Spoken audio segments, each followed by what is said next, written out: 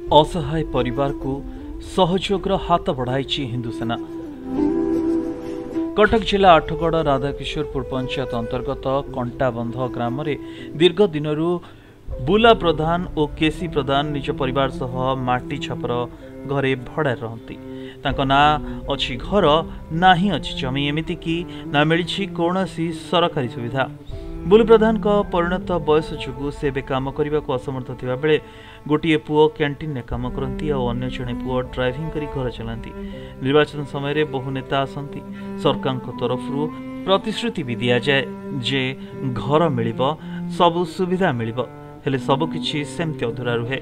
काली जेहेतु वर्षा हबार होउतला माँ रोषे करथिले, रोषे भुसुड़ी पड़ची घर भुसुड़ी पर काली आम खिया पिया करनु भलरे भी जना है बही थर आसिक कही भी ना करदेबू बोली ये करदेबू। सरपंच नेता मंत्री समस्त आसिक कहती कि भोट दे सारा पर ना आमको भोट दियो आम करदेबू आम देदेबू कि आसिक टोटाल कहीं किसी करती ना।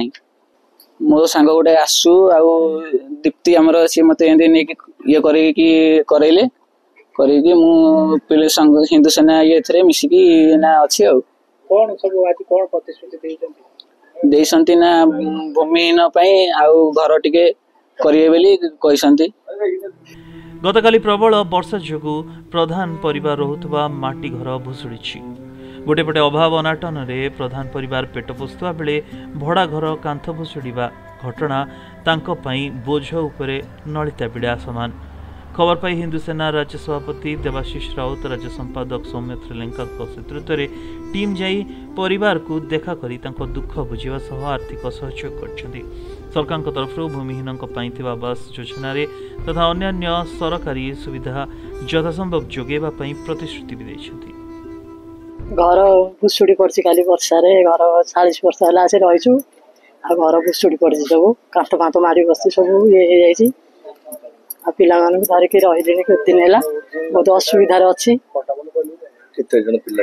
पुओ जोड़ी आम स्वामी स्त्री सी बिलबारी कम कर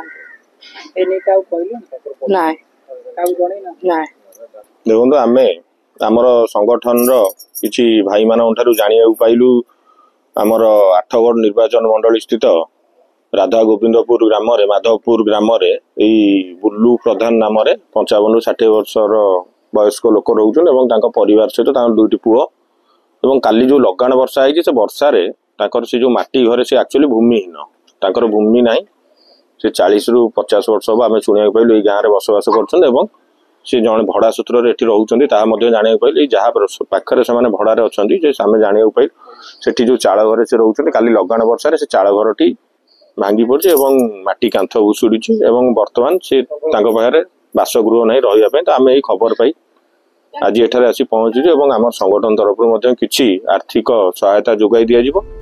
कटकरू सिद्धेश्वर रावल रिपोर्ट, प्रदीप टीवी।